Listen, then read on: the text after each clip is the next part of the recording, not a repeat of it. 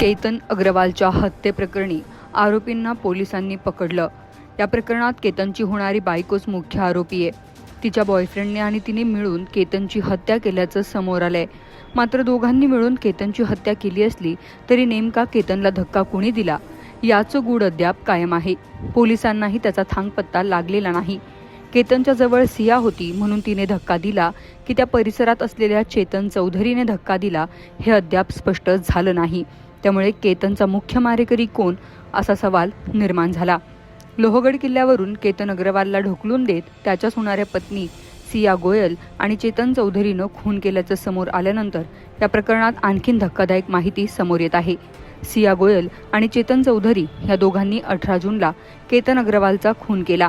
या हत्या प्रकरणात आता नवीन माहिती समोर येत आहे। लोहगड किल्ल्यावर केतन अग्रवालची हत्या 45 मिनिटात झाल्याची माहिती समोर आली आहे। 18 जूनला सकाळी 8:41 उर्चे टोलनाक्यावरून पुण्याच्या बाजूनं केतन अग्रवालची गाडी पास झाली। तिथून ते एका तासात लोहगड किल्ल्यावर पोहोचले। सकाळी 9:45 केतन अग्रवाल लोहगड किल्ल्यावरील तिकीट खिडकीत सीसीटीव्हीतील कॅमेऱ्यात दिसून आला। त्यानंतर 4-5 मिनिटात चेतन चौधरी तिथून जाताना पाहायला मिळाला। सिया 30 मिनिटात किल्ल्यावर पोहोचली।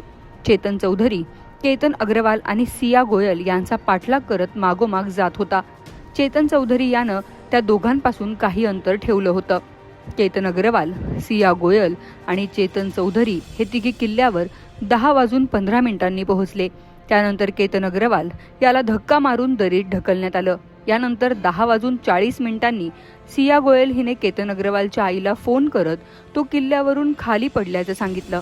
यानंतर सियानं किल्ल्यावर असलेल्या लोकांकडे मदत मागितली। सिया आणि चेतन यांनी केतनला धक्का देण्यासाठी नियोजन केलेलं होतं। सिया खाली बसली आणि तिनं चेतनला इशारा केला। त्यानंतर चेतननं मागून केतन अग्रवालला धक्का दिल्याची धक्कादायक माहिती पोलीस तपासातून समोर आली आहे। 10:30 लोहगड किल्ल्यावरील तिकीट खिडकीच्या सीसीटीव्हीत चेतन चौधरी खाली येत असताना दिसून आला। म्हणजेच केतन अग्रवालचा खून प्लॅन करण्याचा सिया गोयल आणि चेतन चौधरी या दोघांनी 45 मिनिटांमध्ये पूर्ण केला। केतन अग्रवाल याचा खून केल्यानंतर चेतन चौधरी आणि सिया गोयलने स्वतःच्या मोबाईलमधील सर्व मेसेज डिलीट केले। 18 जून रोजी घडलेल्या घटनेनंतर 3 दिवसांनी पुणे ग्रामीण पोलिसांनी दोघांना अटक केली।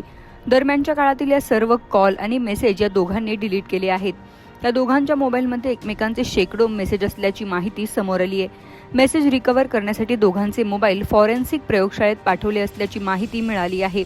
घटनेवेळी कोण कुठे उभं होतं याची माहितीही पोलिसांनी घेतली आहे। सिया आणि केतन कुठे उभे होते, चेतन कुठे होता, दोघांमध्ये काय इशारे झाले आणि केतनला धक्का कसा दिला गेला याचीही माहिती घेण्यात आल्याचं सांगण्यात आलंय। तसेच लोहगड किल्ल्यावरील सिक्युरिटी गार्ड आणि इतरांशीही पोलीस बोलल्याचं सांगितलं जात आहे।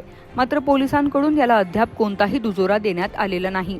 ही घटना घडली तेव्हा आजूबाजूला आणखी कोणी होतं का, या घटनेचा प्रत्यक्ष साक्षीदार कोणी होतं का, की घटना घडली तेव्हा या परिसरात कोणीच नव्हतं याचाही माहिती पोलीस घेत आहे। शगुफ्ता शेख, लोकमत.com, पुणे।